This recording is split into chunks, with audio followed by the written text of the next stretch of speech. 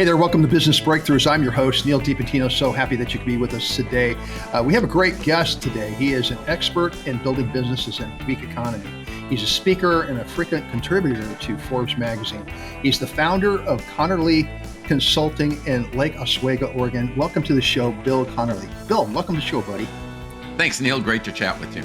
Absolutely. So we were trying to chatting offline a little bit and telling you we've got a little bit of storming going on out here, a little bit of rain. You're up in Lake Oswego, so you're probably no stranger to a little bit of rain from time to time. We've had some rain here and there. Yeah, once in a while I get that. I spent quite a bit of time up in the Portland area and love it. It's a beautiful part of the country, part of the world. And, but you travel all over the place speaking and talking about the business and the economy and that type of things. And we're going to get into all of that here in just a minute. But before we do, our audience wants to know a little bit more about Bill. Can you give us a little bit of an idea who Bill Conerly really is? Yeah, I'll mention a couple of things. We were talking about Portland. I was recruited for a job in the summer, and the summers in Oregon are the best in the country. And by the time the rains came, I'd met a girl. And so I've been stuck here for almost 40 years at this point. I fell in love with economics when I was 16. I had a head that was good at math, but I thought math was boring. But I was interested in the real world. I was interested in business. I was interested in politics and economics. When I discovered that, I said, oh, that applies the mathematical ability I've got, but it's not purely math, it's real world stuff. And then in my spare time, I race small sailboats. I call it trying to perfect an obsolete method of transportation, but it gets me outside, and it's actually a lot like economics in that the engineers do differential equations of airflow over sails to do forces, and we economists do have a lot of mathematical modeling. But when you're sailing, you cannot solve those equations in real time. You have to have a gut feel for what's right. And I'll do an economic forecast at times, maybe use 3 different methodologies, and each one has strengths, each one has weaknesses. And it oftentimes comes down to gut feel. What does my years of experience tell me is the right model for the time we're in right now? Right. Well, so, I mean, obviously the economy's been changing, and not really in a good way in most cases. So what are some of the challenges that businesses face in a weak economy? Well, what I try to do when I talk to business leaders is give them a little bit of insight into current conditions. But I also am thinking, what's on the to-do list? And of course, if you're a CEO, it's a very long to-do list. But I try to help elevate some items. I have been talking for a few years about the tight labor market and the demographics of baby boomers aging out. The following generation is not larger. So if you look at the working age population, people under 65, maybe, from the 20s to mid 60s, this decade we're in has the slowest growth of the working age population since the Civil War.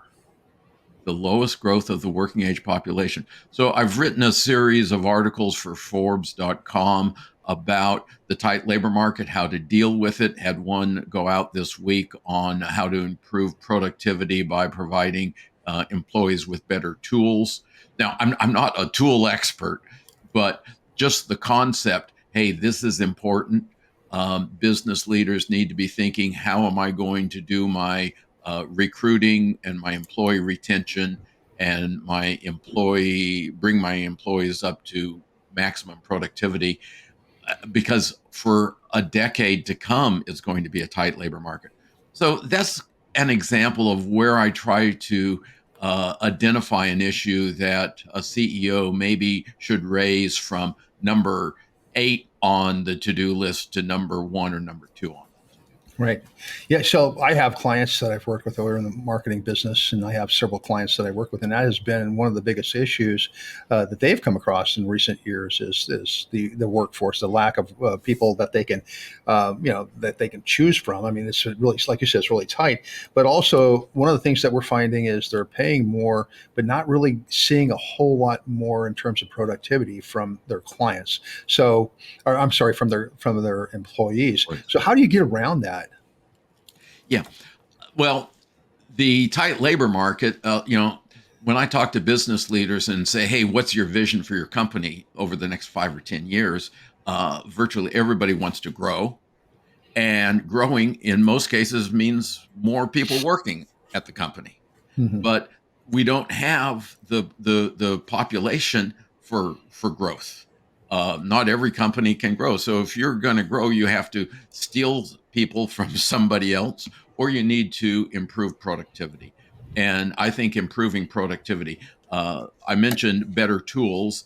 If a first level supervisor goes through either an office or a plant and talks to individual workers, one person will say, "Oh, I need some better software." Somebody else will say, "Hey, how about a cordless screwdriver?" Uh, the employees know some of what would make them more productive, but a lot of managers are not talking to employees unless there's a problem.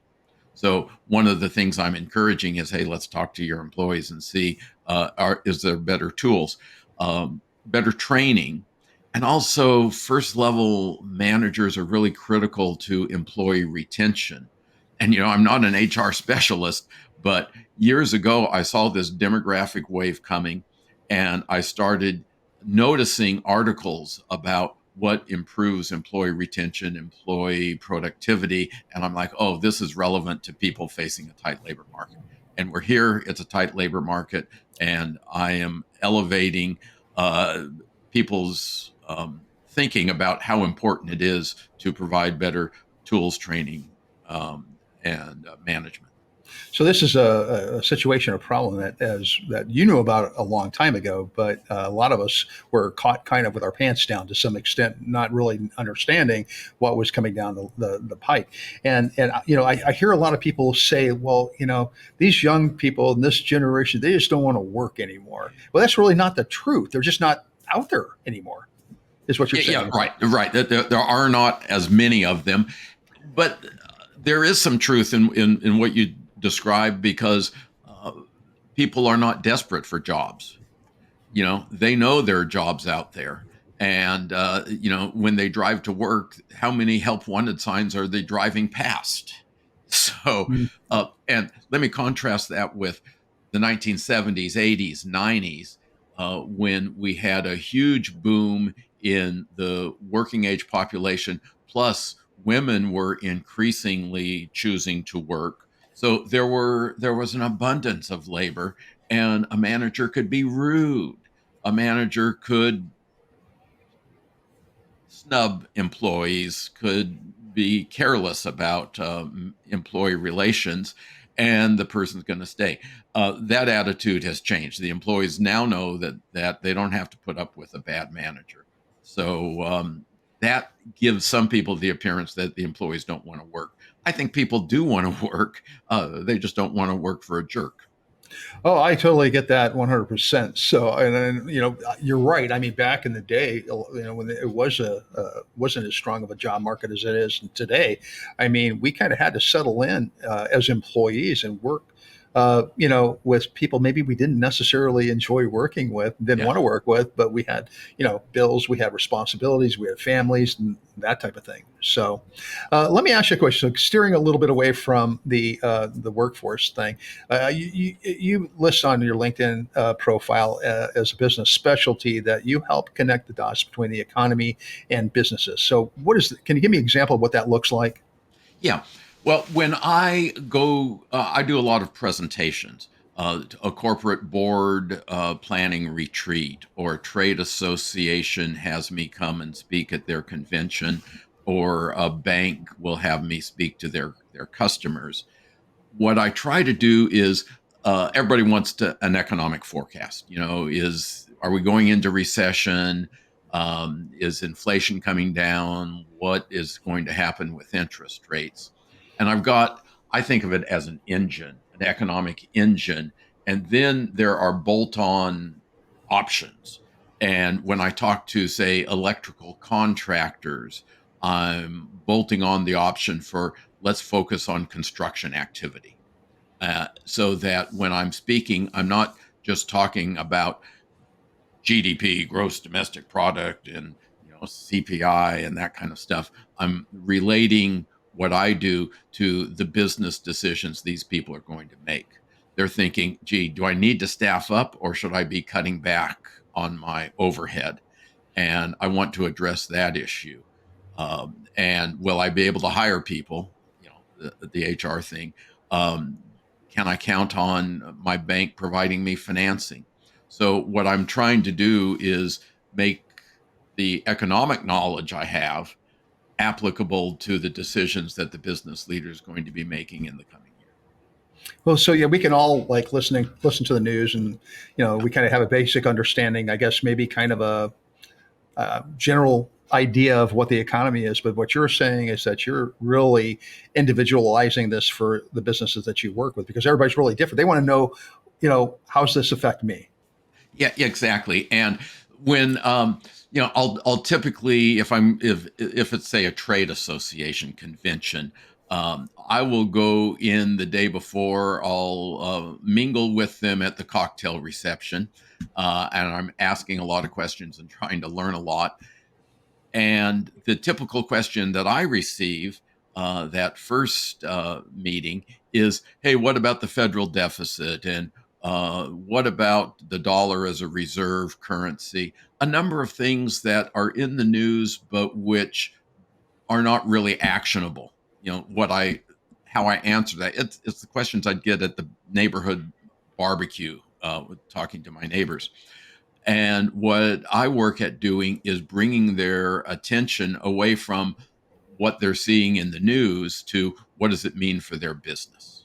And what are the decisions that they are making that are going to be critical? I've spent enough time in with businesses. I know what are the big levers for most companies. It varies a little bit from business to business. So I ask questions about, hey, what makes the difference in this industry versus Hmm. some other industry? And then I try to stay focused on actionable decisions. And if somebody asks me, what should the president do about this budget issue, I'll answer the question, but I don't bring up the subject unless I see Joe Biden in the audience, in which case then I would. If he's in the audience, it would be an actionable There you suggestion. But other than that, I stay away from the politics side. go. That's a smart man right there, I'll tell you. So individualizing, you're dealing with individual businesses, and obviously every business, every industry is maybe a little bit different. There's some similarities, I would imagine, but everybody has their own set of issues, set of needs, that type of thing.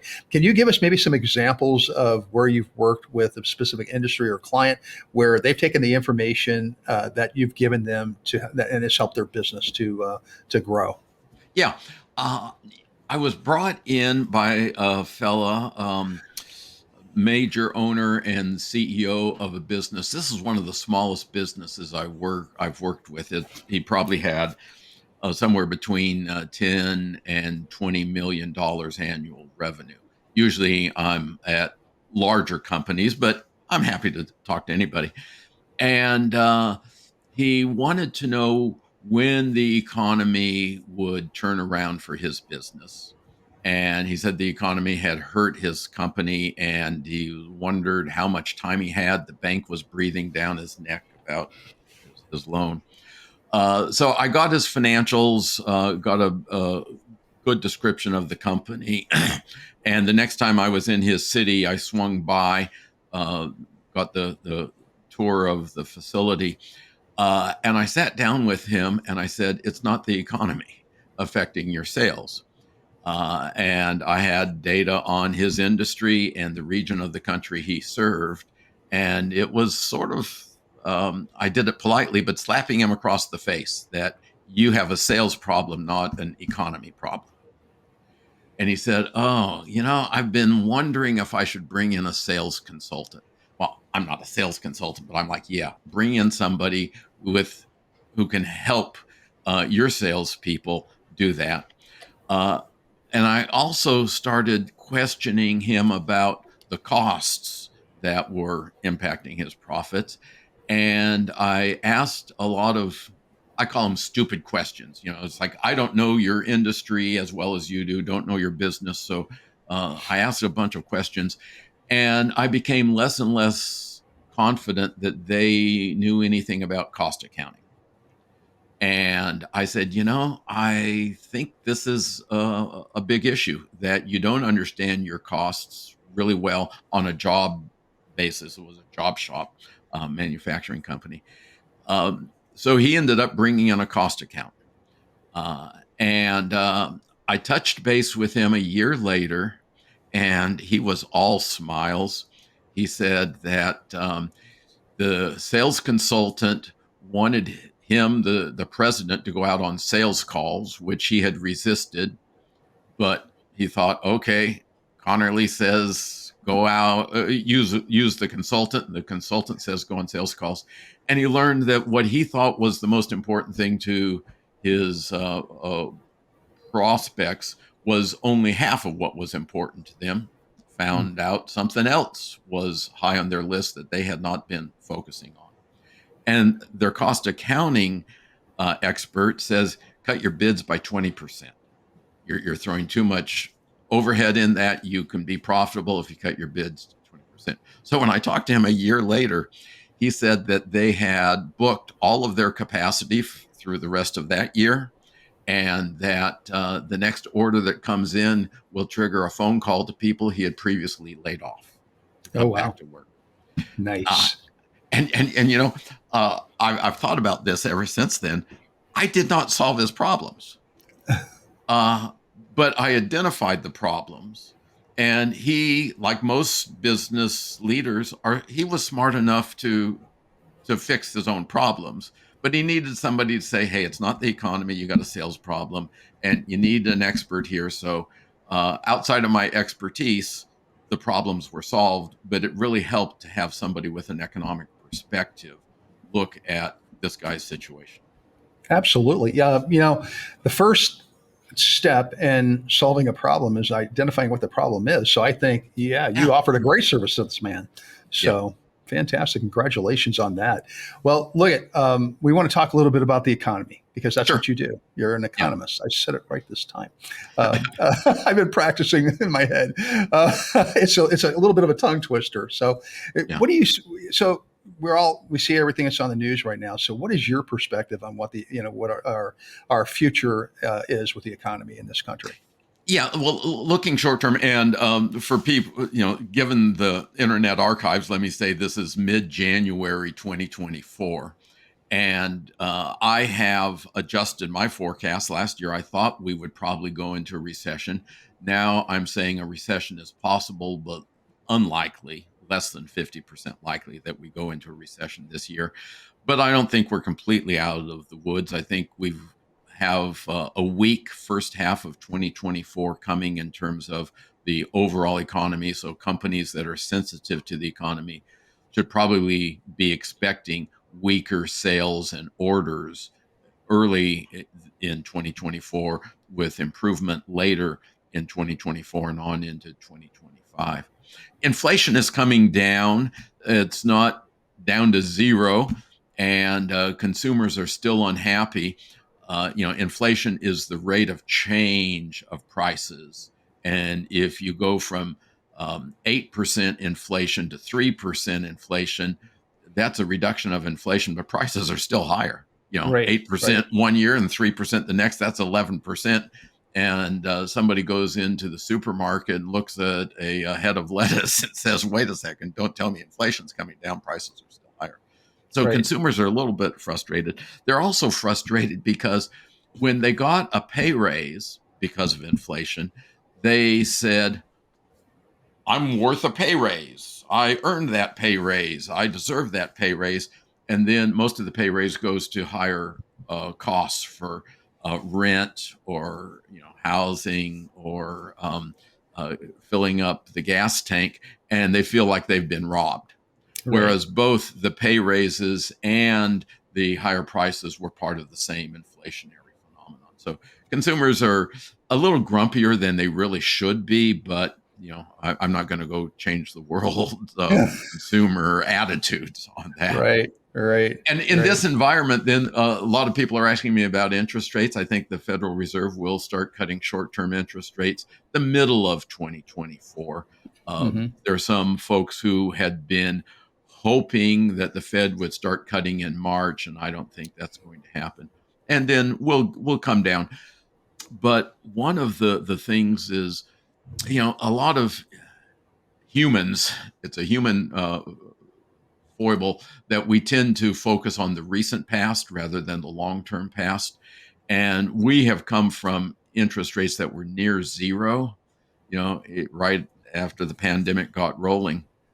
Mortgages at 3%, and people say, are we ever going to see that again? And I say, well, if you're young and you watch your cholesterol and your blood pressure and have a healthy diet, you may live to You see it may. again.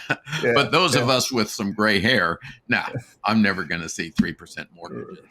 Right. Right. Yeah. Yeah. But I think the new normal is going to be sort of halfway between where we are now and where we were. That's awesome. That's really good And Neal, information. may I ask you? You talk to a lot of business people. Mhm. What are the issues on their mind if you are in casual conversation on anything economy related? Do you have a sense of, are people optimistic about the future? I think it really depends on who you talk with. I do have one client. He's a chain of restaurants, and he's, like I mentioned, he is dealt with the workforce shortage for quite some time now. He was one of those who actually thrived through the pandemic because he kind of pivoted real quickly, where he shut down his dining room, and everything was either curbside or online or Sure. whatever, pickup, that type of thing. So he actually found that because he didn't have to staff that dining room, that he was actually able to have a better, more profit. But Wow. as time went on, with the shortage and people not wanting to work from home, doing different things, he had to increase his wages in order to get people and keep people. But what he found was they weren't more productive just because he was giving them more money. So that's been a big thing that's been on his mind for quite some time. Also, he's been a little bit reluctant to make any changes, do any thing drastic, because he's got this fear in the back of his mind that we are heading for a recession. So because of that, he does nothing, whereas there could be opportunities that he's missing out on. Yeah, and that is something that I have to remind my audience of occasionally. You know, I'm focused on the economy, and people come to hear an economic forecast focused on the economy, but the economy is not your destiny.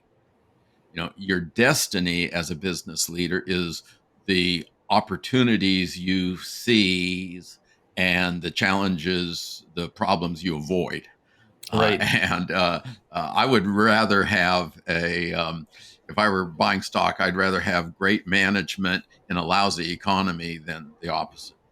Absolutely. A lot of businesses thrive in a lousy economy. So they just Yeah, got to do the right things. So, yeah, hey, listen, we're getting close to the end of our time together. I wanted to talk a little bit about your speaking engagements. Now, you're a yeah. speaker and you talk with trade groups, you talk with different industry associations. Tell us a little bit about that and what you do there. Yeah. Right now, it's word of mouth. Somebody has heard me speak or has seen a video and says, "Hey, let's bring him in." And I really like a setting where I can get to know the people in the audience at that event. So, I jokingly say my favorite part of a speech is the cocktail reception ahead of time or afterwards, Right, right. because I'm learning about their business. And I was in a situation where I was leading a discussion at, I think maybe it was boat manufacturers or something like that. And a few weeks later, somebody in a different kind of manufacturing industry, is asking me about dealing recruiting, finding workers in the tight job market. And I said, well, let me give you 3 ideas that I heard from boat manufacturers. So I'm just sort of passing that information on. But they liked the idea that somebody came in who does not know their industry, but has worked with other industries. And I speak a lot to bankers associations, and I pick up a lot that I can help other business leaders learn about. Oh, here's what you need to ask your banker, and help them in that regard. So I like the opportunity to meet people. And one of the things that when I was young, I tried to be the perfect forecaster, always right. Well, there is no perfect forecaster. Nobody's Right. ever right. And I said, well, if I can't be the perfect forecaster, maybe I should help people think about how to deal with the uncertainty in the economy. And I wrote a book, if I may do a little bit of plugging here, called The Flexible Absolutely. Stance: Thriving in a Boom Bust Economy. And the flexible stance, you probably can't. Well, there's a photo there, or a picture of a baseball game. And there's a runner who's gotten to first base thinking about stealing second, wants to be ready to run forward, but also knows that there's a chance the pitcher may try to pick him off. So he needs to be ready to dive back, needs to be ready to go forward and go backwards. And I was using this, and a car dealer says to me, man, I don't want to think negative. I don't want to think about bad things that can happen. And I said to him, if you think about the bad things that can happen and take steps to protect yourself, to protect your downside, then you can focus on the upside without being distracted by those downside risks. So you really need to do that first, but then think about upside opportunities. And as I was writing this book, available on Amazon, by the way, or my website, I realized that it wasn't just the economy that was uncertain. I did not write about the possibility of pandemics. This book came out just before the pandemic, but technological change. Have a chapter on the uncertainty that business leaders face from technological change that was very useful when AI became all of the rage. Changes in competition. How many companies are now competing with the world's largest bookstore? They Hmm. didn't think they'd be competing with a bookstore. Um, regulation, regulation changes. So there are a number of and social attitudes. People are concerned about the environment, and businesses have to take that into account. So there are various sources of uncertainty, and most of them can be dealt with in the same way as economic uncertainty, by thinking through scenarios, developing contingency plans. And one of the stories I tell was about what Caterpillar did before the 2008 recession. They developed downside contingency plans, and it's not rocket science to do that. But once they had their plan in place, when the downturn came, they executed immediately, whereas everybody else dithered. So if you've thought things through ahead of time, you'll act more quickly. And that is the difference in many cases between bankruptcy and success. I love that. I love that concept, and more people should think that way. I know we think that way at our business. We Before we actually incorporated, we sat down, we did our exit plan. We took every kind of contingency that we could think of, anything that could potentially happen, from a recession to one of us getting ill to one of us getting pissed off and leaving, whatever the case might be, Yeah. right? We tried to figure out every scenario that could potentially go wrong so that we could overcome that problem, and we had a plan in place that we could do that. And that's the only way that I would actually invest in this business, because I'm too old to start over, in my opinion. Yeah. So I wanted to make sure we had all those things in place, and thank God I have a partner who thought the same way as I do. He's a lot younger than I do, but we have all these contingencies in plan in case something does happen. And I think if more businesses thought that way, there'd be more businesses that don't go out of business. So Yeah, I I like think I like so. what you're saying there. So hey, we're coming to the end of our time together. Any final thoughts that you would like to leave our audience with? Yeah. Well, I'll come back to your destiny is what you make of it. And I suggest, in addition to thinking about the short-term outlook for the economy, that businesses think about the tight labor market. It will continue for quite a while. I've also been writing a series of articles about how artificial intelligence will impact the economy. And some people are afraid of it. Some people are eager to embrace it. But I think every business leader needs to be learning a little bit, not the details, but a little bit about AI, and encouraging folks all through his or her organization to be testing the waters, experimenting with things. And it's like a capital investment. You're going to have to, in some cases, lay out cash ahead of time, but in all cases, lay out some employee time to learn. But it's an investment, I think, that will pay off, and businesses will be changed dramatically in the coming years. Not something we should be afraid of, something we should embrace, I would imagine. Well, I've got a table saw in my garage for little projects. And when I'm doing things right, it makes me more productive and more accurate. When I do things wrong, it messes up a perfectly good piece of wood and threatens my fingers. That's a great analogy. A tool can be used for good or for bad. I love it. I AI love is it. a Great tool. analogy. Great analogy. So one more time, the name of the book and how do we find it? The book is The Flexible Stance, Thriving in a Boom Bust Economy. Just Google The Flexible Stance. And my name is Bill Conerly, and you don't have to spell it right. Google can figure it out. If you just Google Bill Conerly, economist, you'll come to my website with a number of resources and links to my articles on Forbes.com. Fantastic. We'll also be able to find how to get in contact with you, maybe to book you for. Yep. I'm happy to chat with people about, am I the right fit for a need they have? And I'm, particularly as I get older, I'm more willing to say, no, I'm not the best person for that, but let me refer you to somebody else. So I like to talk. Well, Bill, thank you so much for being on the show. You've been a wonderful guest. I appreciate it. Great chatting with you, Neal. Absolutely. Hey, that's our show for today. So thrilled you all could be with us. Business Breakthroughs is sponsored by Titan Media Works. Check us out at titanmediaworks.com. That's work spelled WORX. And check out all of our other great hosts on the Small Business Delivered Network at smallbusinessdelivered.com. Until next time, have a great day. I look forward to seeing you again. Bye-bye.